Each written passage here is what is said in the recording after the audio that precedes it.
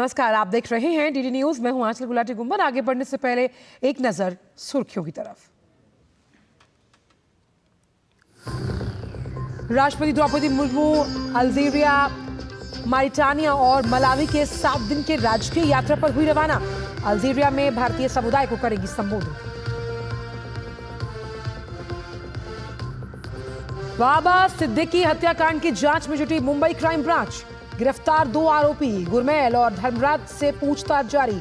तीसरे आरोपी की तलाश जारी। राजकीय सम्मान के साथ होगा बाबा सिद्दीकी का अंतिम संस्कार। उत्तर प्रदेश उपचुनाव को लेकर दिल्ली में भाजपा की बैठक आज। 10 सीट पर होने वाले उपचुनाव के लिए उम्मीदवारों के नाम पर होना है मंथन।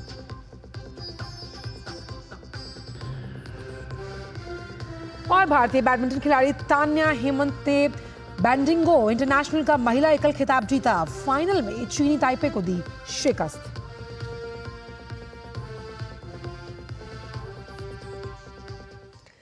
और आइए अब जानते हैं सभी खबरों को विस्तार के साथ। राष्ट्रपति द्रौपदी मुर्मू आज अल्जीरिया, मारिटानिया और मलावी के 7 दिन की राजकीय यात्रा पर रवाना हो गई हैं।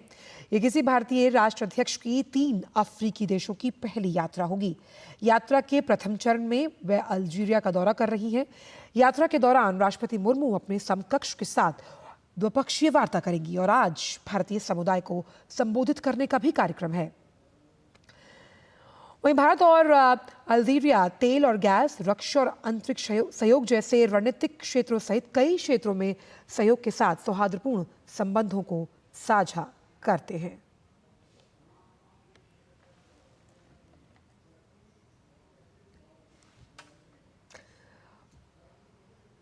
और आइए अब बात करते हैं बाबा सिद्दीकी हत्याकांड से जुड़ी हुई जानकारी के अनुसार मुंबई पुलिस ने इस मामले में 2 आरोपियों की गिरफ्तारी की है।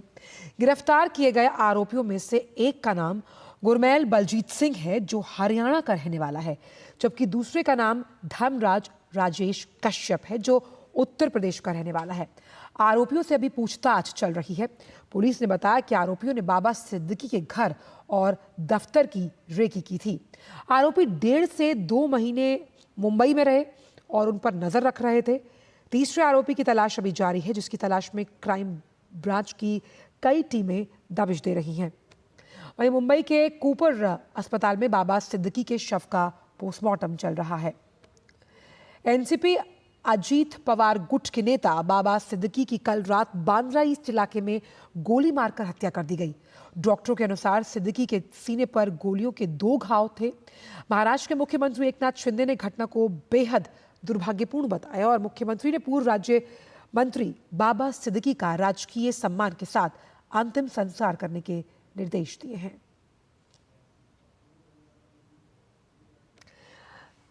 बाबा सिद्दीकी की हत्याकांड की जांच तेज हो गई है। महाराष्ट्र के उप मुख्यमंत्री अजीत पवार ने घटना को दुर्भाग्यपूर्ण बताया और कहा कि पुलिस की अलग-अलग टीमें मामले की जांच कर रही हैं। उन्होंने जानकारी दी कि बाबा सिद्दीकी को राजकीय सम्मान के साथ अंतिम विदाई दी जाएगी। जो घटना हुई है, वो घटना आज तक हमें विश्वास नहीं हो रहा है कि ऐसा कुछ हुआ है, लेकिन पुलिस डिपार्टमेंट ने तुरंत उसके बारे में जानकारी शुरू की है। 2 लोगों को उनके हाथ में लगे हैं, 2 लोग, और भी कुछ लोग हैं। उनको ढूंढने के लिए, उनको लाने के लिए 5 टीम पुलिस डिपार्टमेंट ने लगवाई है और अलग अलग स्टेट में उनको भेजा है। सीएम साहब भी इसके ऊपर उनका ध्यान दे रहे हैं, खुद होम मिनिस्टर भी दे रहे हैं और मेरा भी है, हमारे बाकी साथियों का भी है। और जल्द से जल्द पता चलेगा कि एग्जैक्ट ये सब करने का कारण क्या है। भारतीय जनता पार्टी के राष्ट्रीय प्रवक्ता प्रदीप भंडारी ने बाबा सिद्दीकी की हत्या पर दुख जताया।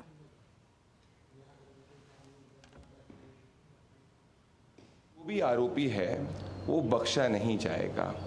इस पर राजनीति नहीं करनी चाहिए। बाबा सिद्दीकी जी एक बड़े नेता थे और महाराष्ट्र के अंदर एनडीए शासन के अंदर कोई भी हत्या करके कानून से बच नहीं सकता। अगर आप एक चीज़ देखेंगे कि with in minutes of crime the police came into action. Police ने इस पर तुरंत एक स्पेशल टीम बनाई, आरोपियों को पकड़ा और खुद मुख्यमंत्री एकनाथ शिंदे जी ने कहा है कि वो पूरी की पूरी इन्वेस्टिगेशन को मॉनिटर कर रहे हैं। ड्यू प्रोसेस ऑफ इन्वेस्टिगेशन के हिसाब से आरोपियों को सज़ा भी दी जाएगी। हम इसमें राजनीति नहीं करना चाहते और ये आश्वस्त करना चाहते हैं महाराष्ट्र की जनता को कि आरोपियों को जल्द से जल्द पकड़ा जा चुका है और जो भी इसका मास्टरमाइंड होगा वो सिर्फ और सिर्फ जेल के सलाखों के पीछे होगा। बाबा सिद्दीकी की हत्या के मामले पर अधिवक्ता उज्जवल निकम का कहना है कि ये एक बहुत ही दुर्भाग्यपूर्ण घटना है। बाबा सिद्दीकी की हत्या ये बहुत दुखद घटना है, क्योंकि बाबा सिद्दीकी एक राजकीय नेता नहीं थे, लेकिन हर कोई कम्युनिटी को अपने साथ लेके चलते थे। जिस प्रकार पुलिस के जो इन्वेस्टिगेशन में कुछ प्राथमिक तथ्य आए हैं, उस तथ्य के आधार पर एक बात साबित होती है कि एक बड़ी साजिश से उनकी हत्या की गई है, कि उनको इस हत्या के पहले कुछ चंद दिन उनको धमकियां दी गई थी। अभी इन धमकियों और इससे कोई ताल्लुकात है क्या, ये इन्वेस्टिगेशन का मामला होगा। लेकिन अगर मामला उनमें कुछ संगीन तार जुड़ी हुई है तो इसका मतलब साफ है कि जिन्होंने धमकियां दी और बरहुकुम एक अपनी सुप्रीमेसी दिखाना चाहते हैं, ये साजिश 3 लोगों तक है क्या, साजिश करता और कोई है। वहीं कांग्रेस नेता पवन खेड़ा ने बाबा सिद्दीकी की हत्या पर दुख जताया है।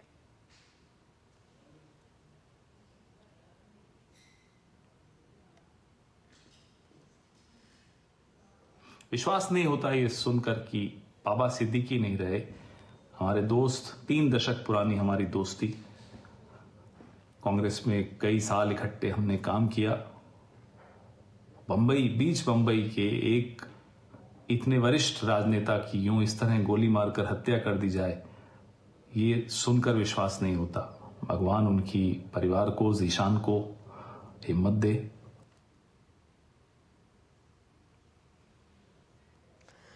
और अब बात उत्तर प्रदेश की, जहां विधानसभा की 10 सीटों पर होने वाले उपचुनाव के मद्देनजर आज नई दिल्ली में भारतीय जनता पार्टी की अहम बैठक होनी है। बैठक में पार्टी अध्यक्ष जेपी नड्डा, गृह मंत्री अमित शाह, यूपी के मुख्यमंत्री योगी आदित्यनाथ, प्रदेश अध्यक्ष भूपेंद्र चौधरी, उप मुख्यमंत्री केशव प्रसाद मौर्य और ब्रजेश पाठक के साथ प्रदेश संगठन महामंत्री धर्मपाल मौजूद रहेंगे। फिलहाल 10 सीटों के लिए 30 से अधिक उम्मीदवारों के नाम पार्टी ने तय किए हैं। हर सीट पर 3-3 उम्मीदवारों के नाम कुछ दिन पहले मुख्यमंत्री आवास पर लखनऊ में कोर कमेटी की बैठक में तय हुए थे। इन सभी नामों को लेकर इस बैठक में चर्चा होगी। जिन 10 सीटों पर उपचुनाव होने हैं उनमें 2022 के विधानसभा चुनाव में से 5 सीटें समाजवादी पार्टी ने जीती थी। भाजपा ने 3 सीटें जीती, जबकि आरएलडी और निषाद पार्टी के खाते में 1-1 सीट आई थी।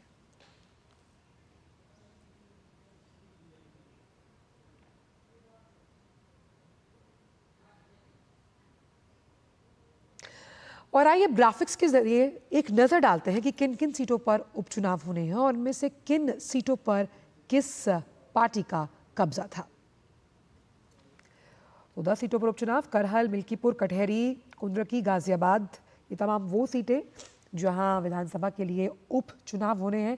खैर, मीरापुर, फूलपुर, मंझवा, सीसामऊ, और ये अहम सीटें मानी जा रही हैं जब हम उत्तर प्रदेश की राजनीति की बात करते हैं। साथ ही सपा के पास इनमें से कौन कौन सी सीटें थीं? करहल, मिल्कीपुर, कटहरी, कुंदरकी, सीसामऊ, ये वो सीटें थी जो सपा के पास थीं और भाजपा के खाते में गाजियाबाद, खैर और फूलपुर की सीटें थीं। वहीं निषाद पार्टी और आरएलडी ने 1-1 सीट जीती थी। निषाद पार्टी के पास थी मंझवा सीट और निषाद पार्टी कहीं ना कहीं अपना राजनीतिक जमीन खोजते हुए, और आरएलडी ने जीती थी मीरापुर सीट। ये 1-1 सीट, और कभी कभी 1-1 सीट बहुत अहम हो जाती है। अगर हम तमाम चुनावों का जिक्र करें तो समाजवादी पार्टी ने 10 में से 6 सीटों पर अपने प्रत्याशी जो हैं वो घोषित कर दिए, यानी कि जो उत्तर प्रदेश विधानसभा का उपचुनाव लड़ने वाले हैं। करहल, सीसामऊ, फूलपुर, मिल्कीपुर, कटहरी, मंझवा से उम्मीदवार घोषित किए जा चुके हैं सपा के द्वारा। सपा ने राजनीतिक परिवारों के जो 4 प्रत्याशी हैं उन्हें टिकट दिया है, यानी कि इन 6 में से 4 जो उम्मीदवार हैं वो राजनीतिक परिवेश से जुड़े हुए हैं। भाजपा ने टिकट बंटवारे को लेकर परिवारवाद का आरोप लगाया है सपा पर, और कई बार टिकट बंटवारे को लेकर सपा पर इस तरह का आरोप लगता रहता है।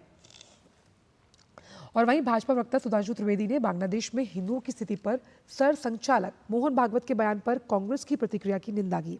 सुधांशु त्रिवेदी ने कांग्रेस की प्रतिक्रिया को भेदभाव का उदाहरण बताया है। बांग्लादेश के हिंदुओं के बारे में जो भाव व्यक्त किया है कांग्रेस पार्टी के प्रवक्ता ने, तो मैं उनसे पूछना चाहता हूं, अगर आपकी बात यह सच है कि बांग्लादेशी हिंदुओं के बारे में कोई कंसर्न नहीं रखना चाहिए, या मोहन भागवत जी ने या मोदी जी ने जो कंसर्न व्यक्त किया वो गलत था, तो क्या 2003 में नेता प्रतिपक्ष के रूप में डॉक्टर मनमोहन सिंह ने जब तत्कालीन गृह मंत्री आडवाणी जी से बांग्लादेशी हिंदुओं के अधिकारों की रक्षा और उनको भारत में नागरिकता देने की बात कही थी, वो गलत थे क्या? आपकी असम की सरकार, तरुण गोगोई की सरकार ने अप्रैल 2014 में और कांग्रेस की असम यूनिट ने जो प्रस्ताव पारित किया है वो गलत था क्या? और मैं फिर कहना चाहता हूं, ये वो लोग हैं जो आपके पाप की वजह से कष्ट झेल रहे हैं, क्योंकि बांग्लादेश के हिंदू और बौद्ध विभाजन नहीं चाहते थे। भाजपा प्रवक्ता सुधांशु त्रिवेदी ने कांग्रेस पर जोरदार हमला बोला। उन्होंने कहा कि कांग्रेस और ओवैसी दोनों में ही जिन्ना की आत्मा है। पवन खेड़ा जी ने जो बोला है पूरे देश को बहुत गंभीरता से समझना चाहिए। उन्होंने एक प्रकार से जय फिलिस्तीन नारे की वकालत कर दी है। इससे बहुत साफ हो गया कि कांग्रेस और ओवैसी दोनों का मन एक है, दोनों में आत्मा जिन्ना की ही है। और ये मैं क्यों कह रहा हूं, उन्होंने, अगर ओवैसी ने फ्लोर ऑफ द हाउस पे जय फिलिस्तीन बोला है तो कांग्रेस वर्किंग कमेटी का फिलिस्तीन को लेकर प्रस्ताव है। हमास के हमले के बाद यह महत्वपूर्ण बात है, प्रियंका गांधी जी और राहुल गांधी जी के ट्वीट अवेलेबल है। मैं पूछना चाहता हूं क्यों आपने किया, और हमास के हमले के बाद ही क्यों किया? कांग्रेस की मानसिकता यह है कि एक वर्ग को तो हमास और हिजबुल्लाह तक भी जोड़े रखने में गुरेज नहीं है, जय फिलिस्तीन बोलते रहो। दूसरे से कहो बांग्लादेश में क्या हो रहा छोड़ो, कश्मीर में क्या हो रहा था वो भी छोड़ दो। यानी एक को तोड़ के रखो, दूसरे को जोड़ के रखो। और अब बात कोलकाता की, जहां की आरजीकर अस्पताल में 2 महीने पहले महिला डॉक्टर के दुष्कर्म और उसकी हत्या की घटना को लेकर आमरण अनशन पर एक और जूनियर डॉक्टर की शनिवार शाम तबीयत बिगड़ जाने के बाद उन्हें अस्पताल में भर्ती करवाया गया। उत्तर बंगाल मेडिकल महाविद्यालय और अस्पताल के जूनियर डॉक्टर अनुस्तुप मुखर्जी आमरण अनशन पर बैठे लोगों में शामिल हैं, और वो एक ऐसे तीसरे डॉक्टर हैं जिनकी तबीयत खराब होने पर उन्हें अस्पताल भर्ती करवाया गया। डॉक्टरों ने सरकार से उनकी मांगों पर विचार करने का आग्रह किया और कहा कि राज्य सरकार अनशनकारी डॉक्टरों की हालत बिगड़ने के लिए जिम्मेदार है। इससे पहले दिन में उत्तर बंगाल मेडिकल कॉलेज और अस्पताल के जूनियर डॉक्टर आलोक वर्मा को भी तबीयत बिगड़ने पर अस्पताल में भर्ती करवाया गया। करीब 3 दिन पहले अनिकेत महतो को आरजीकर अस्पताल की आईसीयू में भर्ती करवाया गया था। आपको बताएं कि जूनियर डॉक्टरों ने 5 अक्टूबर को मध्य कोलकाता के एस्प्लेनेड क्षेत्र में अपना आमरण अनशन शुरू कर दिया था। आमरण अनशन कर रहे जूनियर डॉक्टर मुखर्जी की तबीयत बिगड़ने को लेकर दिल्ली एम्स आरडीए के उपाध्यक्ष डॉक्टर सुवर्णकर दत्त ने चिंता जाहिर की है। अपने सोशल मीडिया प्लेटफॉर्म एक्स पर उन्होंने लिखा, अनुस्तुप मुखर्जी की बेहतरी के लिए दुआ करें। कोलकाता के आरजीकर अस्पताल में हुए रेप और मर्डर मामले में न्याय की मांग को लेकर जूनियर डॉक्टर आमरण अनशन पर बैठे हैं, लेकिन अब एक एक कर सबकी हालत और सेहत खराब हो रही है।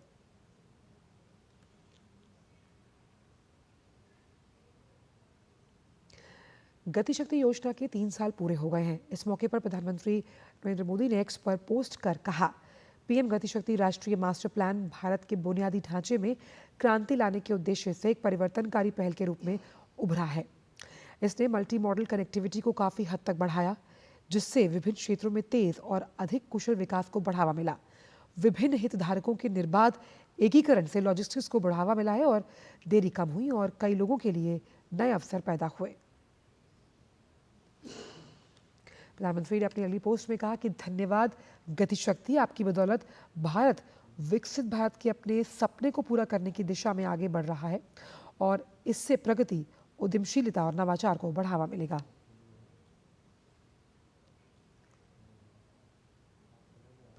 प्रधानमंत्री नरेंद्र मोदी ने साल 2021 में आज ही के दिन PM Gatishakti multimodal connectivity के लिए राष्ट्रीय मास्टर प्लान का शुभारंभ किया था।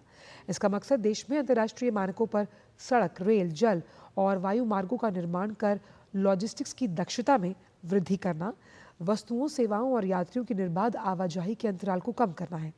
इसके तहत 16 मंत्रालयों के एक पोर्टल के माध्यम से एक मंच पर लाया गया ताकि सभी अवरोधों को दूर करते हुए योजनाओं के क्रियान्वयन में गति लाई जा सके। देखिए खास रिपोर्ट।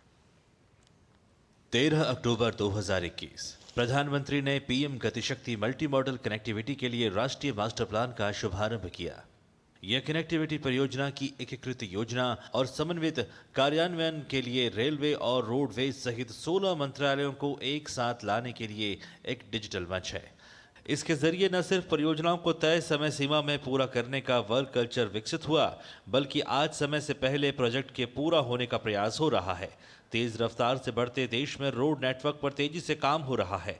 अब हाईवे नहीं, बल्कि दिल्ली मुंबई एक्सप्रेसवे, अहमदाबाद धुलेरा, बेंगलोर चेन्नई, दिल्ली अमृतसर कटरा, कानपुर लखनऊ एक्सप्रेसवे जैसे कई एक्सप्रेसवे बन रहे हैं। एक केंद्रीकृत पोर्टल के साथ विभिन्न मंत्रालयों और विभागों को एक दूसरे की गतिविधियों की जानकारी सरल हुई है, जिससे व्यापक तरीके से परियोजनाओं की योजना बनाने और उन्हें क्रियान्वित करने के दौरान महत्वपूर्ण डेटा उपलब्ध हुआ है। सभी मंत्रालय और विभागों को अब GIS प्लेटफॉर्म के माध्यम से क्रॉस सेक्टरल परियोजनाओं की प्रगति की मॉनिटरिंग आसान हुई है। पीएम गतिशक्ति राष्ट्रीय मास्टर प्लान के तहत भारतीय रेलवे ने विभिन्न आर्थिक क्षेत्रों में मल्टी मॉडल कनेक्टिविटी इंफ्रास्ट्रक्चर के विकास के लिए लगभग 50,000 किलोमीटर लंबाई से अधिक का सर्वेक्षण किया है, जिसका उद्देश्य लॉजिस्टिक दक्षता में वृद्धि करना और लोगों, वस्तुओं, सेवाओं की निर्बाध आवाजाही के लिए अंतराल को कम करना है।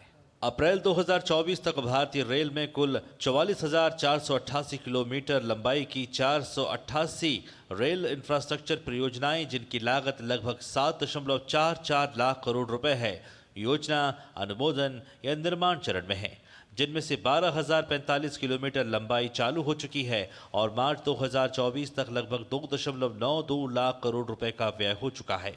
वहीं जलमार्ग की दिशा में जलमार्ग मंत्रालय ने अगले 5 वर्षों में MOPSW ने कैरेक्टर हैंडलिंग को प्रभावशाली 40 मिलियन TEUs तक पहुंचाने का अनुमान लगाया है, जिससे देश भर में रोजगार के 20 लाख अवसर पैदा होंगे। नए हवाई अड्डों के निर्माण ने एयर कनेक्टिविटी को विस्तार दिया है।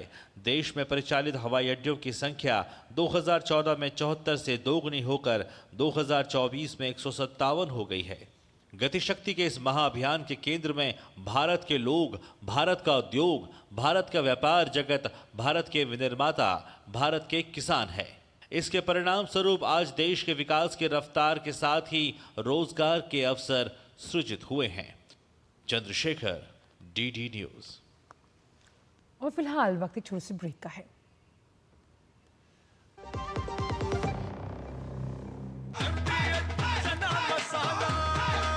अब छोलिया हो या लोबिया, सफेद चने या काले चने, सब कुछ मजेदार बने। ये तुम्हारा खेत नहीं, खेल का मैदान है। अकेले क्या कर लोगे? अकेले नहीं, मेरे साथ है मेरा यार, जिसके सामने हुई अड़ियल मंडूसी की भी हार तुम्हारी तरह। IIL के ट्रैक्टर ब्रांड का मिलियन, गेहूं का पहरेदार, अड़ियल मंडूसी की हार। Sir 50,000 advance. पर इतना कैश तो हम नहीं लाए। और आज बैंक भी बंद है। इलाज है डिजिटल पेमेंट का आसान सा ढूंढ। लेकिन अरे घबराइए मत, सावधानी के साथ करेंगे तो कोई साइड इफेक्ट भी नहीं होगा।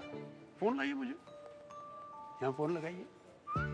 डिजिटल पेमेंट से लेन देन हो सकता है, आसान, सुरक्षित और तेज। मैंने तो इन्हें डिजिटल पेमेंट सिखा दिया है, आपने, क्योंकि RBI कहता है कि डिजिटल पेमेंट अपनाओ, औरों को भी सिखाओ। मैडम, राजमा चुटकी में पकेगा। अच्छा, लिख के दीजिएगा। लिख के तो बेस्ट चावल खुल के खिलेगा। लिख के दे दो। क्या मैडम? आशीर्वाद आटा फुलका ऐसे फूलेगा कि आप फूले नहीं समाएंगी। ये खुद लिख के दे रहे हैं, स्कैन कीजिए। क्वालिटी सर्टिफिकेट, 100% आटा, 0% मैदा, 40 से भी ज्यादा टेस्ट, गेहूं पे, रोटी औरों से ज्यादा नरम। आशीर्वाद आटा, क्वालिटी का वादा, लिख के ले लो। बेटियां घर की रौनक हैं, बेटियां घर संवारती हैं, बेटियां पीढ़ियां सजाती हैं, बेटियां घर की बुनियाद कहलाती हैं, बेटियों को सलाम करता है मोंगिया स्टील, स्टील का बादशाह। ब्रेक के बाद सभी का स्वागत। और अब बात करते हैं छत्तीसगढ़ की, जहां खास तरह से दशहरा का जो त्यौहार है वो मनाया जाता है। बस्तर में इसका आयोजन 75 दिनों तक होता है। बस्तर दशहरा की चर्चा देश दुनिया में होती है। आइए दिखाते हैं आपको इससे जुड़ी यह खास रिपोर्ट।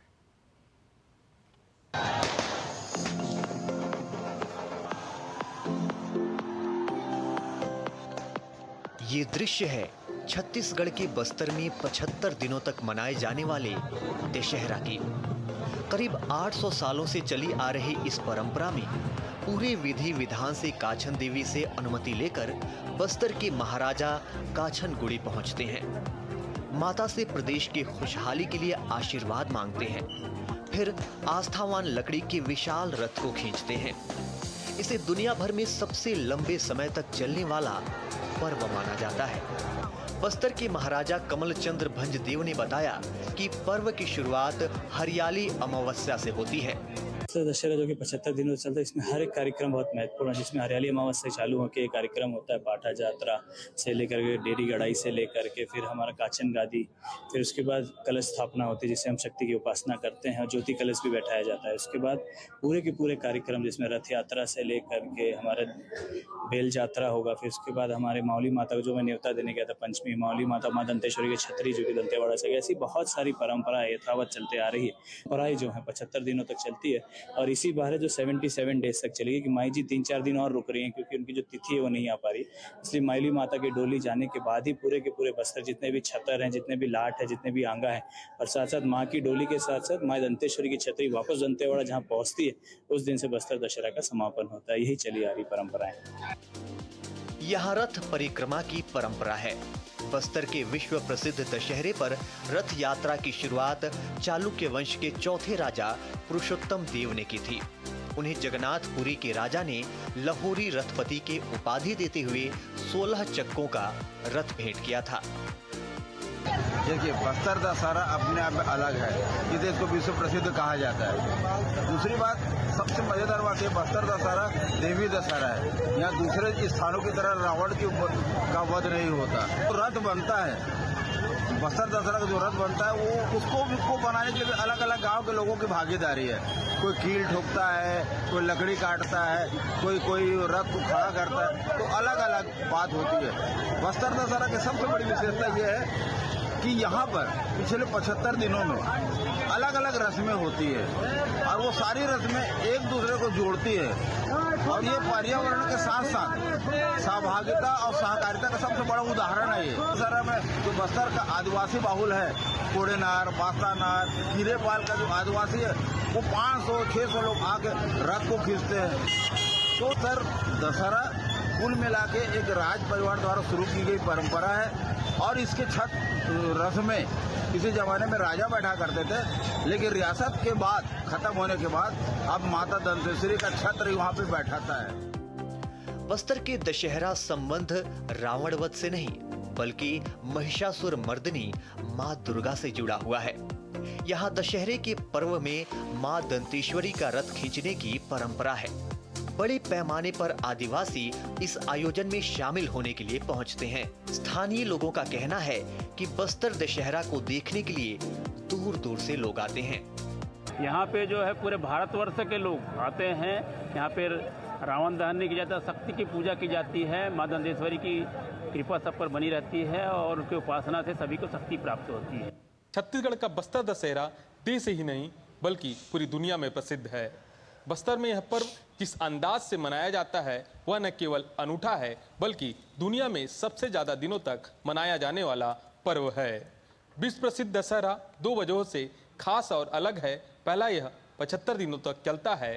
दूसरा, इसमें रावण दहन नहीं होता बल्कि रथ की परिक्रमा होती है। बस्तर की दंतेश्वरी माता के प्रति अपार श्रद्धा दिखाई देती है। इस समारोह में शामिल होने के लिए देश के अलग अलग हिस्सों के साथ साथ विदेशों से भी सैलानी आते हैं। Somesh Patel, DD news, Chhattisgarh. और खबरों की दुनिया से जुड़े रहने के लिए आप डीडी न्यूज़ की खबरें और updates YouTube, Facebook, Twitter, Instagram और हमारी वेबसाइट्स पर भी उपलब्ध हैं और आप इन्हें फॉलो और सब्सक्राइब कर सकते हैं। और फिलहाल समाचारों में इतना ही। दीजिए इजाजत, नमस्कार।